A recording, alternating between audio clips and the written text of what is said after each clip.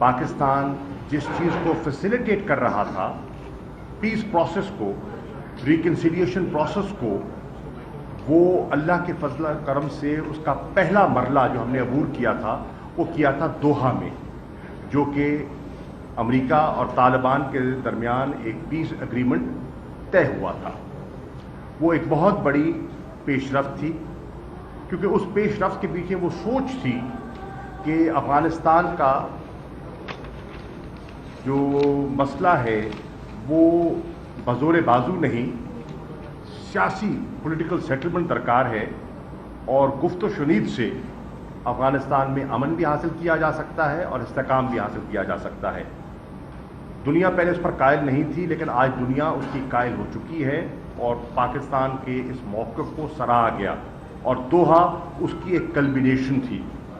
اس کے بعد کچھ مسائل افغانستان کے اندرونی جو سیاسی کشمکش تھی، اس کی وجہ سے وہ پیس پروسیس جو ہے وہ سٹال کر گیا تھا، اس میں کچھ رکاوٹیں پیدا ہو گئی تھی۔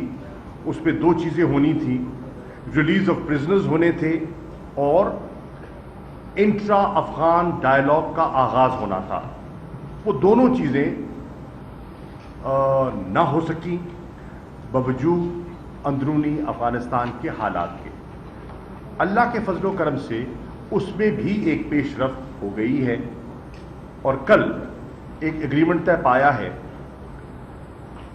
صدر اشرف غنی اور جو ان کے سابقہ چیف ایگزیکٹو تھے عبداللہ صاحب، ان میں ایک پولیٹیکل ایگریمنٹ طے پایا ہے، اور انہوں نے ایک فیوچر کا گورننس کا، ریکنسیلیشن کا کیسے ہونی ہے اس کا ایک فارمولا طے کر لیا ہے۔ اور پاکستان نے جب ہمیں یہ معلوم ہوا اور ہم سے شیئر کیا گیا تو ہم نے خوشی کا اظہار کیا ہے۔ ہم دعاگو ہیں پاکستان کی قیادت مل کر افغانستان کے معاملات کو سلجھانے میں ایک دوسرے سے تعاون کرے گی، اور ہم ان کی بھرپور مدد کر رہے ہیں، اور انشاءاللہ ہماری مدد تائید رہے گی۔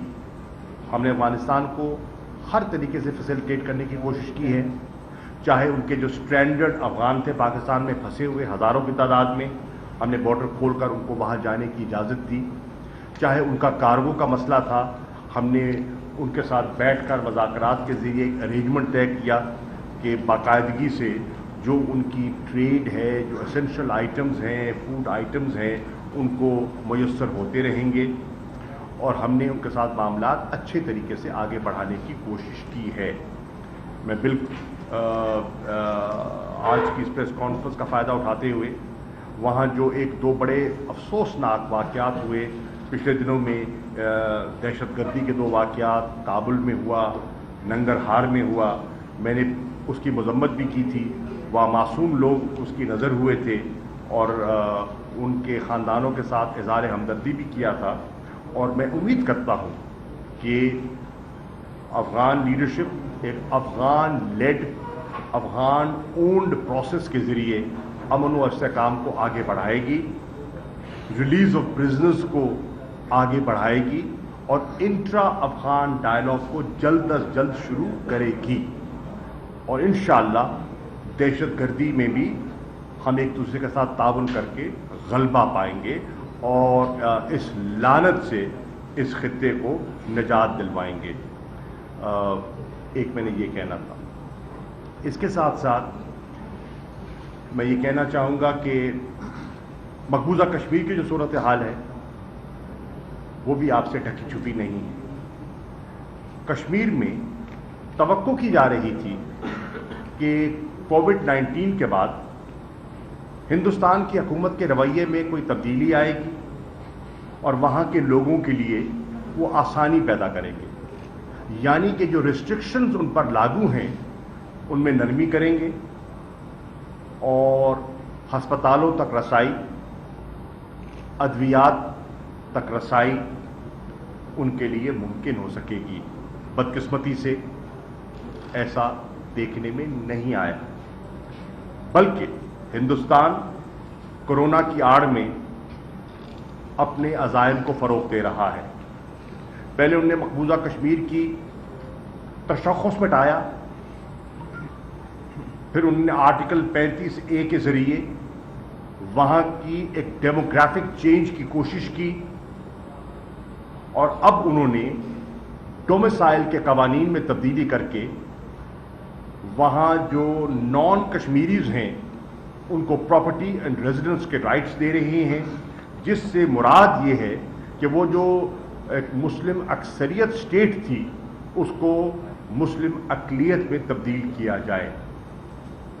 پاکستان نے اس کی مذمت کی ہے، پاکستان نے ہر فورم پر اس کو اٹھایا ہے، اور ہندوستان ہمیں خدشہ یہ ہے کہ اپنے عزائم کے حصول کے لیے کچھ بھی کر سکتا ہے، فالس فلیگ آپریشن سے بھی وہ باز نہیں آئیں گے۔ ہمارے ایسی اطلاعات ہیں کہ وہ منصوبہ بندی کر رہے ہیں اور کوئی نہ کوئی بہانہ تلاش کرنے کی کوشش میں ہیں جس پر وہ دنیا کی توجہ ہٹائیں مقبوضہ کشمیر کی بگڑتی ہوئی صورتحال سے اور ہندوستان کی بگڑتی ہوئی معاشی صورتحال سے، اور جس طرح سے انہوں نے لاک ڈاؤن کو ان کی سرکار نے مس ہینڈل کیا ہے، اس سے توجہ ہٹانے کے لیے وہ مقبوضہ کشمیر میں کوئی فالس فلیگ آپریشن کا بہانہ تلاش کر رہے ہیں۔ پاکستان کے دفتر خارجہ نے اقوام متحدہ کو P5 کنٹریز کو اطلاع کی ہے، ان کو آگاہ کیا ہے، اور ہم ہر فورم پر اس چیز کو اٹھا رہے ہیں۔ تیسری چیز جو میں کرنا چاہوں گا، وہ حکومت نے جانتے ہوئے کہ ہماری زرعی معیشت ہے اور اس کورونا کی صورتحال سے اگر ہمیں کسی سیکٹر نے نکالنا ہے تو ہمارا زرعی شعبہ ہے، چنانچہ ہمیں اس پر توجہ دینی چاہیے۔ پرائم منسٹر صاحب کے احکامات پر ایک بہت بڑا قدم اٹھایا گیا اور ایک ڈیزل کی قیمت میں اور پیٹرولیم پروڈکٹس کی قیمت میں ایک خاطر خواہ کمی آپ نے دیکھی، اور آج میں یہ کہہ سکتا ہوں کہ پورے اس ریجن میں سب سے کم نرخ پر ڈیزل پاکستان میں دستیاب ہے۔ اسی طرح ایگریکلچر کو، اور یہ ہے کٹائی کا موسم بھی ہے، بجائی کا موسم بھی ہے، یعنی کہ ڈیزل کی کھپت کافی ہوتی ہے دنوں میں، تو انشاءاللہ اس سے لوگوں کو ریلیف ملے گا۔ اسی طرح ٹرانسپورٹ میں بھی جب پیٹرول ڈیزل سستا ہوا ہے تو ہم امید کرتے ہیں کہ کرایوں میں بھی لوگوں کو ریلیف ملے گا، اور جو فریٹ کاسٹ ہے اس میں بھی لوگوں کو ریلیف ملے گا۔ اس کے ساتھ ساتھ جو economic committee of the cabinet ہے اس نے ایک سفارش کی ہے، مجھے امید ہے کہ کل کابینہ کا اجلاس ہے، اس میں انشاءاللہ یہ زیر بحث آئے گا، اور سفارش یہ ہے کہ گورنمنٹ پاکستان یہ ارادہ رکھتی ہے، عمران خان صاحب کی حکومت ارادہ رکھتی ہے کہ پاکستان کے کاشتکار کو کھاد کی قیمتوں میں بھی ایک خاطر خواہ جسے کہتے ہیں ایک پیکج دیا جائے، اور وہ کوئی غالباً تفصیلات تو کل سامنے آئیں گی، اندازہ یہ ہے کہ 65 ارب روپے کا یہ ایک پیکج ہے جو دیا جا رہا ہے، جس سے کہ ایگریکلچر سیکٹر کو انشاءاللہ ریلیف ملے گی in the shape of reduced price of diesel and in the shape of reduction in prices of fertilizers۔ تو یہ دو چیزیں ہیں جو بھی میں آپ کی خدمت پہ پیش کرنا چاہ رہا تھا۔ اگر انڈیا کو ایڈونچر کرنا چاہتا ہے تو ہمارا سٹائل جارحانہ کیوں نہیں ہے؟ جی، اگر انڈیا کو ایڈونچر کرنا چاہتا ہے تو ہمارا سٹائل جو ہے وہ جارحانہ کیوں نہیں؟ دیکھیے، ہمارا at times action speak louder than words. India نے فروری میں حرکت کی تھی اور ان کو بڑا مناسب جواب صحیح وقت پہ مل گیا تھا۔ ہم کوئی بلا وجہ اپنی گفتگو سے ہم کوئی اشتعال پیدا نہیں کرنا چاہتے، ہم جنگوازم میں اپنے آپ کو مبتلا نہیں کرنا چاہتے، لیکن اگر انڈیا نے کوئی حماقت کی تو بڑا مناسب جواب کے لیے وہ اس مناسب جواب کا منتظر رہے۔ اچھا مخدوم صاحب، جیسے کہ ابھی ظالم خلیلزاد کا پاکستان کا دورہ تھا، آپ کی میٹنگ بھی ہوئی، وہاں پر یہ مارک فریڈ سے جو کہ یوز کانٹریکٹر ہیں جو وہاں مسنگ ہیں، اور ایک شبہ یہ کہ شاید طالبان کو کڈنیپ کیا، تو کیا زلمے خلیلزاد نے آپ سے کوئی ریکویسٹ کی کہ آپ طالبان سے ان کی بازیابی کے لیے کوئی بات کریں؟ نمبر 1۔ اچھا، دوسرا یہ ہے کہ افغانستان میں جواب آ گیا نہیں، میں نے سمپل جواب دے دیا۔ اگلا سن لیں کہ جیسے کہ افغانستان میں جس طرح کے جو حالات ہیں پرتشدد کارروائیاں ہیں، کیا گورنمنٹ آف پاکستان طالبان سے مل کے کوئی وہاں پر پرتشدد کارروائیوں کو کم کرنے کے لیے یا ختم کرنے کے لیے حکومت پاکستان کی خواہش ہے اور حکومت پاکستان اور دنیا کی خواہش ہے ریڈکشن آف وائلنس، کہ امن کے لیے ایک سازگار ماحول درکار ہے۔ سازگار ماحول تبھی آئے گا اگر وائلنس میں کمی ہوگی، ٹھیک؟ اور اس میں سب کو رول پلے کرنا ہے، سب کو، صرف طالبان کو نہیں، سب کو رول پلے کرنا ہے۔ اور اس میں پاکستان دنیا کو یہ اطلاع کرتا رہا ہے کہ سپوائلرز ہیں۔ ہم نے کل بھی کہا ہے جہاں ہم ویلکم کرتے ہیں اس پولیٹیکل اگریمنٹ کو، وہاں میں سپوائلرز کا خدشہ ہے۔ سپوائلر کون ہے میں آپ کی ثوابدید پہ چھوڑ دیتا ہوں کہ سپوائلر کون ہے۔ یہی نزدیک ہی ہے، ہمارے خطے میں ہی ہے کوئی، ٹھیک ہے؟ میں نام نہیں لیتا، آپ لے سکتے ہیں، آپ کے قلم میں طاقت ہے، میرے میں نہیں ہے۔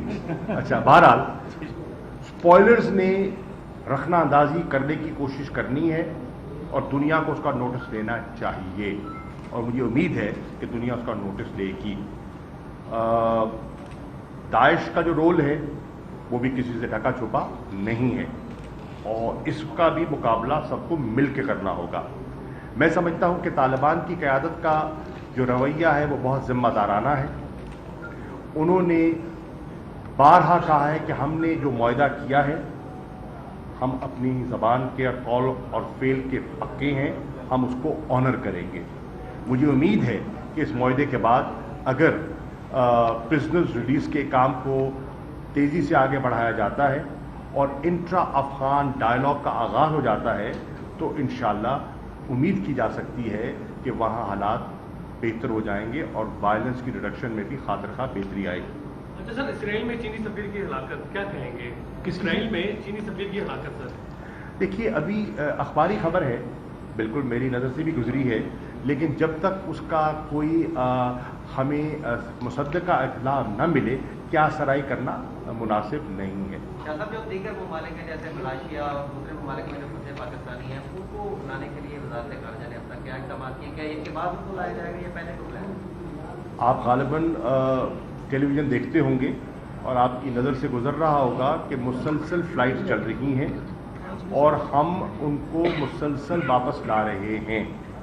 اللہ کے فضل و کرم سے ہزاروں کی تعداد میں جو سٹرینڈڈ پاکستانیز ہیں واپس آ چکے ہیں، لیکن تعداد بہت بڑی ہے۔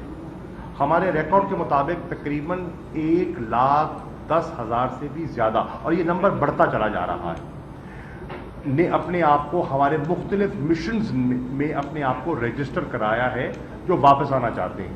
ان میں سے کچھ لوگ ایسے ہیں جن کے ویزے ایکسپائر ہو چکے ہیں، کچھ لوگ ایسے ہیں جو وہاں روزگار کرتے تھے اور ان کا وہ لے آف ہو گئے ہیں، کچھ لوگ ویسے آنا چاہتے ہیں، کچھ اسٹوڈنٹس ہیں واپس آنا چاہتے ہیں، کچھ تبلیغ کے لیے دوست گئے ہوئے تھے وہ واپس آنا چاہتے ہیں، مختلف کیٹیگریز کے لوگ ہیں، کچھ علاج کے لیے گئے ہوئے تھے واپس آنا چاہتے ہیں۔ گورنمنٹ آف پاکستان ان کو فیسیلیٹیٹ کر رہی ہے۔ دقت کیا ہے؟ دقت یہ ہے کہ فارن آفس نے پورا اپنا کام کیا ہوا ہے، اوورسیز منسٹری نے پورا کام کیا ہوا ہے، ایویشن منسٹری کو بھی کوئی پرابلم نہیں ہے۔ پرابلم یہ ہے کہ جس نے باہر سے آنا ہے اس کو ٹیسٹ کرنا ہے، اس کو آپ نے کوارنٹین کرنا ہے۔ جو نیگیٹو ہوگا اس نے اپنے گھر میں کوارنٹین ہونا ہے، جو خدا نہ خواستہ پازیٹو ہو جاتا ہے اس کو آپ کو سرکاری کوارنٹین میں اس کو رکھنا ہوگا کم از کم 14 دن اور دوبارہ ٹیسٹ کرنا ہوگا۔ صرف اس کو نہیں، فرض کیجئے اس سیٹ پہ، سیٹ ہے 3A، اس پہ کوئی سواری بیٹھی تھی اور وہ اس کا ٹیسٹ پازیٹو ہو گیا تو اس کے لیفٹ پہ بیٹھا ہوا، اس کے رائٹ پہ بیٹھا ہوا، اس کے آگے اور اس کے پیچھے جتنی سواریاں بیٹھی ہیں ان سب کو کوارنٹین کرنا پڑتا ہے۔ یہ ایک انٹرنیشنل پروٹوکول ہے۔ اس کے لیے ہمارے پاس کیپیسٹی لمیٹیشن ہے۔ پہلے صرف اسلام آباد کا ایئرپورٹ کھلا تھا، ہم نے اسلام آباد کے بعد بڑا زور لگا کے صوبوں کی منتیں کر کے، لٹرلی منتیں کر کے، پنجاب نہیں کھولنا چاہ رہا تھا، पंजाब की मिन्नतें करके खुलवाया, अब लाहौर खुल गया है, फैसलाबाद खुल गया है, मुल्तान खुल गया है। सिंध नहीं खोलना चाह रहा था, सिंध खुल गया है। केपीके नहीं खोलना चाह रहा था, अब पेशावर खुल गया। हम कोशिश कर रहे हैं कि वो स्प्रेड बढ़ाया जाए ताकि लोड तकसीम हो। सिर्फ एक इस्लामाबाद लोड नहीं ले सकता था, और उसकी तकसीम के बाद हमारी जो आमद है लोगों की उसमें इजाफा हुआ है। अगर सूबे हमारी एक और रिक्वेस्ट मान लें, और वो ये है कि टेस्टिंग के बाद सेल्फ क्वारंटीन के लिए वो आमादगी का इजहार कर दें, तो हम रफ्तार और बढ़ा सकते हैं और जो स्ट्रेंडेड पाकिस्तानी बाहर बैठे हैं उनको और तेजी से वापस ला सकते हैं। सूबों से इस मौजू पर गुफ्तगू शुनीद जारी है, अगर वो मान गए तो इंशाअल्लाह और बेहतरी आ जाएगी। शाह साहब, जब से ऑडियो टेप लीक हुई है जहांगीर तरीन नजर नहीं आ रहे, बताएंगे किधर गए हैं? ना पार्टी में भी उस तरह का रोल प्ले कर पा रहे हैं। और इसी के साथ ही सर वो Next question. वो FIA की फ्रांसिक रिपोर्ट किधर गायब हो गई? इमरान खान किसी सियासी मसलहत का शिकार हो गया या वो रिपोर्ट FIA की गलत थी?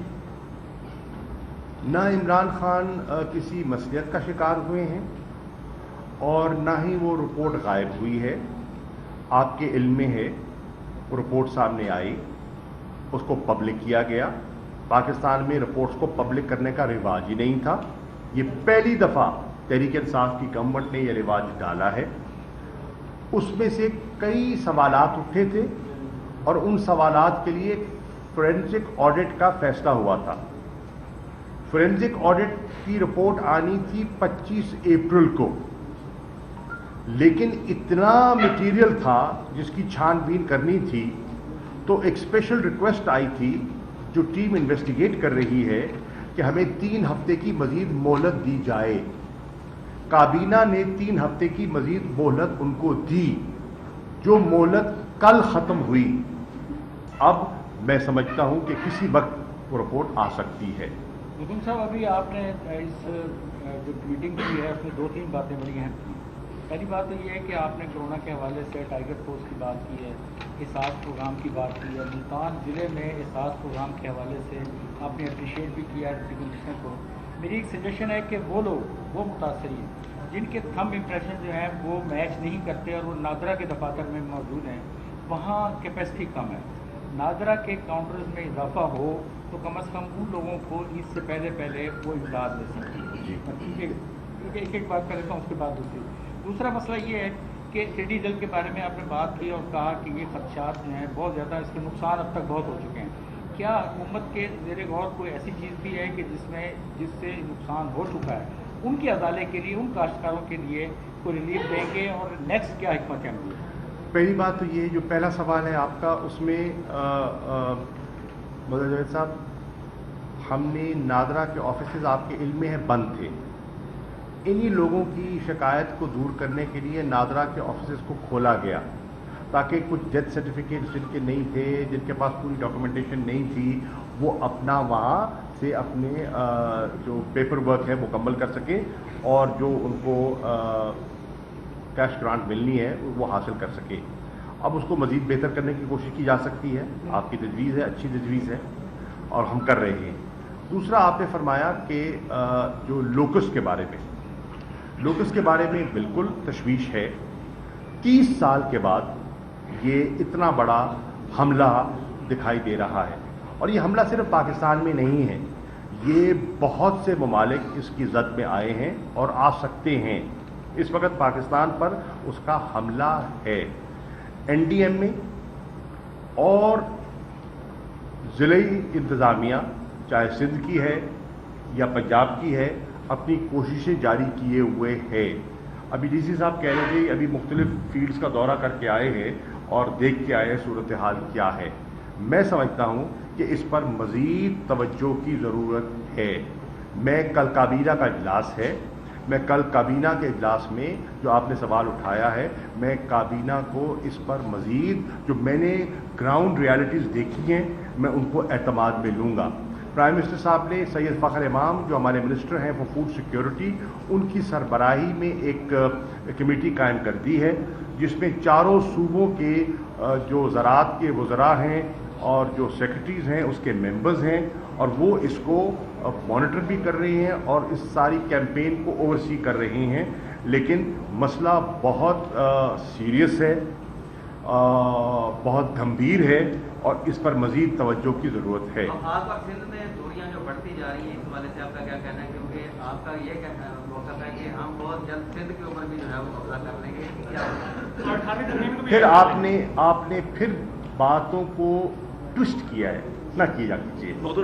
मैं आपको बताता हूँ, बिलावल को भी मैं ये समझा रहा था कि बेटा जरा गौर से बात को सुनो।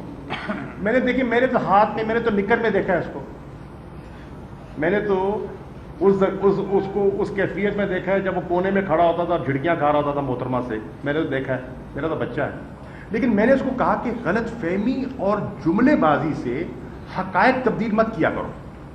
हकीकत ये है, पीपल्स पार्टी का खासा ये था कि वो ये एक वफाकी जमात थी, है, कम से कम कहते तो हैं, और जो 73 का आइन बनाया वो वफाकी आइन है, सब उस पर मुत्तफिक है। मोहतरमा बेनज़ीर का जो खासा था वो था फेडरलिज्म, सूबों की जंजीर बेनज़ीर नारा लगाया करते थे, आपको याद होगा। वफाक की अलामत कहा करते थे मोहतरमा को। मैंने अपनी तकरीर में बिलावल से कहा कि बच्चा, ये आपका पार्टी का मंशूर था, आप अगर सुबाइयत को हवा देंगे तो ये आपकी पार्टी के फलसफे के बरक्स है।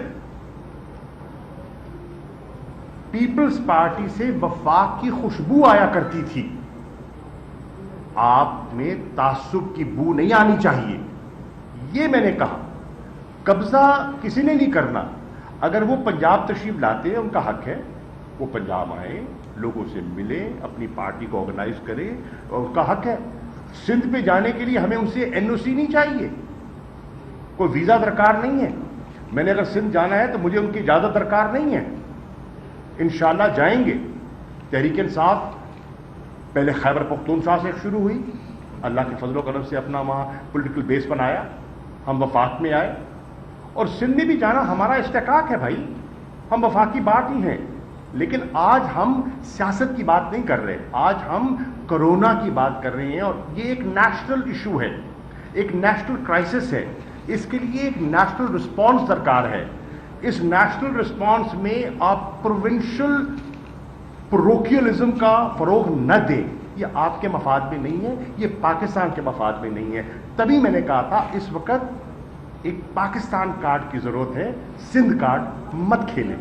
बताएंगे यार किसी और को भी मौका दो भाई, छोटा सा सवाल आप ले लें, आप ले, फिर आप ले भाई। जी सर। कल जो है तालिबान ने एक बहुत बड़ी बात की है इंडिया के बारे में कि हम इंडिया में जो है अपना जिहाद जो है वो शुरू करेंगे, और इंडिया की तरफ से जो है वो RSS और दीगर उनकी जितनी भी दहशतगर्द तंजीमें थी उनको खासा वक्त पड़ा है। मगर इंडिया अब ब्लेम कर रहा है पाकिस्तान को कि Pakistan will support to the Taliban and Taliban will attack through Pakistan on India. मैं आपको पहले वाली साहब यही अर्ज कर चुका कि इंडिया फॉल्स फ्लैग ऑपरेशन के बहाने तलाश कर रहा है। मैंने पहले कहा, आपने नोट फरमाया होगा, ये बहाने तलाश कर रहा है। देखिए, हम तो अमन से रहना चाहते हैं। हम समझते हैं कि इस वक्त सारी दुनिया को मिलकर कोरोना का मुकाबला करना है, न कि खित्ते में कोई सी नई कशीदगी को जन्म देना है। हमें तो ताज्जुब होता है कि आज हिंदुस्तान में आप जो RSS की सोच मुसल्लत कर दी गई है, वो इतनी भयानक और इतनी खतरनाक सोच है जिसकी मजम्मत हिंदुस्तान के अंदर से हो रही है। और वो सोच क्या है कि हिंदुस्तान में जो कोरोना वायरस फैला है इसके जिम्मेदार हिंदुस्तान के मुसलमान हैं। तो ये कितनी ताज्जुब भरी बात है, ये कितनी ताज्जुब भरी बात है, ये कितनी अहमकाना बात है। आज वो कह रहे हैं कि हमने हिंदुस्तान को महफूज करना है, किससे? कोरोना जिहाद से। दिस इज नॉनसेंस, ये बेवकूफ़ी है और दुनिया को उसका नोटिस लेना चाहिए, और दुनिया ले रही है। आपने देखा तो उसका बड़ा शदीद रिएक्शन हुआ है, गल्फ में रिएक्शन हुआ है। गल्फ के ममालिक के लोगों ने कहा है कि अगर اسلام سے کورونا پھیل رہا ہے مسلمانوں سے، تو آپ گلف میں کیا کر رہے ہیں؟ آپ ہمارے ملک میں کیا کر رہے ہیں؟ صاحب لاکھوں کی تعداد میں آپ یہاں روزگار کما رہے ہیں، روزگار کے آپ کے ذرائع بنے ہوئے ہیں. یہ تعصبانہ باتیں چھوڑیے. اور آپ نے دیکھا کہ جو یو ایس جو کمیشن آن ریلیجس فریڈم ہے، ان کی نئی رپورٹ سامنے آئی ہے، اس پہ جو تشویش کا اظہار کیا گیا ہے آر ایس ایس کی اور ہندوتوا پالیسیز پر، وہ بھی آپ کی نظر ہے. مودود صاحب یہ بتائیے گا کہ جو 8ویں ترمیم کے کچھ حصوں کی بحالی کی بات ہو رہی ہے اور سیاسی جماعتوں اور کے تحفظات کے سامنے آ رہے ہیں، پی ٹی آئی اس کو قیاس آرائی سمجھتی ہے، واقعی خبر ہے یا اس میں تجاویز ہیں؟ دیکھیے بات سنیے، اور پہلی بات تو یہ میرے بھائی کہ 18ویں ترمیم کی خصوصیات، اس کی اہمیت، اس کی افادیت سے ہم واقف ہیں. نہ کل انکار کیا نہ آج کر رہے ہیں. 18ویں ترمیم میں بہت سے اقدامات لیے گئے جنہوں نے وفاق کو مضبوط کیا ہے. ٹھیک. اب پیپلز پارٹی، سندھ کی پیپلز پارٹی سیاست کر رہی ہے جانتے ہوئے کہ 18ویں ترمیم کو خدا نہ خواستہ اس کو ملیا میٹ کرنا ہمارا ایجنڈا نہیں ہے. یہ سیاست کر رہے ہیں اور ہم کہہ رہے ہیں کہ کورونا کے ماحول میں سیاست مت کرو. اب ہم کیا کہہ رہے ہیں؟ کیا ہم آج 18ویں ترمیم کو تبدیل کرنا چاہیں؟ کیا ہم کر سکتے ہیں؟ ہمارے پاس تو 2/3 اکثریت نہیں ہے بھیا. ہم چاہیں بھی تو نہیں کر سکتے. جب تک آپ راضی نہ ہو، جب تک 2/3 اکثریت ہمارے پاس نہ ہو، نہ ہمارے پاس سینٹ میں ہے نہ نیشنل اسمبلی میں ہے، تو یہ لفظ، یہ بے معنی، یہ سیاسی مظلومیت کا لبادہ اوڑھنے کے لیے ان کو ایشو چاہیے.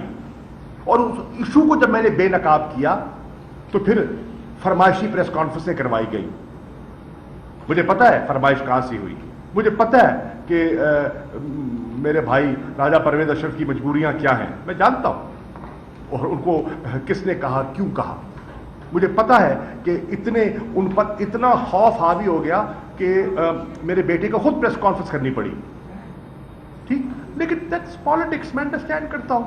میں سیاسی عمل میں سے گزرا ہوں. مجھے تشتری پہ رکھ پہ تو کسی نے نہیں دی نا. مجھے 35 سال ہو گئے ہیں اس عمل میں، تو میں سمجھتا ہوں اور خندہ پیشانی سے لیں گے. لیکن ان کو میں کہتا ہوں مت گھبرائیں. ہم نے 18ویں ترمیم کو نہیں چھیڑنا. ہاں ہم کہہ رہے ہیں 18ویں ترمیم میں آؤ بیٹھ کر گفتگو کرتے ہیں. اگر سمجھتے ہیں کہ کہیں بہتری کے 10 سال سے یہ لاگو ہے، 10 سالوں میں جو کچھ ہوا ہے ہم دیکھتے ہیں اس کے فوائد کہاں ہوئے ہیں، اور اگر کئی نقصانات ہیں تو کیا ہیں، اور ان کی اصلاح کرنے کی ضرورت ہے تو کیا ہو سکتی ہے. آئیے بیٹھ کے بات کرتے ہیں. پالیٹکس میں گفت و شنید تو ہوتی ہے، اور اگر سب اس پہ کنسنسس کریں گے تو بات آگے ہوگی. نہیں ہوگا تو کچھ نہیں ہوگا. لیکن مخلوق صاحب، جماعت اسلامی جو ہے وہ ان حالات میں جب کورونا کی صورتحال ہے، وہ چاہ رہی ہے کہ قبل از وقت الیکشن کرائے جائیں، اور واحد جماعت ہے جو اس کا یہ مطالبہ کر رہی ہے کہ الیکشن ہونے چاہیے. میرے بھائی کہاں ضمنی الیکشن پوسٹپون ہو گئے ہیں تو جنرل الیکشن ہوں گے. لیکن سوچنے کی بات ہے. اچھا یہ آپ کا بہاول نگر میں ضمنی الیکشن ہو رہا تھا، پوسٹپون ہو گیا. کیوں؟ حالات ہی نہیں ہے الیکشن کرانے کے. آپ کا عمر کوٹ میں ضمنی الیکشن ہو رہا تھا سندھ میں، پوسٹپون ہو گیا. کیوں ہوا؟